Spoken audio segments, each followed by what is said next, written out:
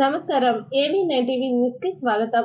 విజయవాడ కనకదుర్గమ్మ సన్నిధిలో విధులు నిర్వహించేందుకు వచ్చిన పోలీసులు పేకాటాడుతూ కెమెరాకు చిక్కారు. నలుగురు సీఐలు పేకాటాడుతున్న వీడియో సోషల్ మీడియాలో వైరల్ గా మారింది. Two town CI Kondalarao, Penukonda CI రాయుడుతో పాటు మరో ఇద్దరు సీఐలు కలిసి జోద ఆడడంపై పలువురు మండిపడుతున్నారు.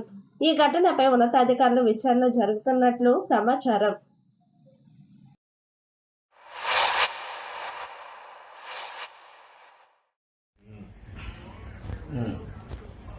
నాదే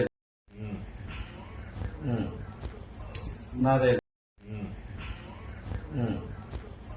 నాదే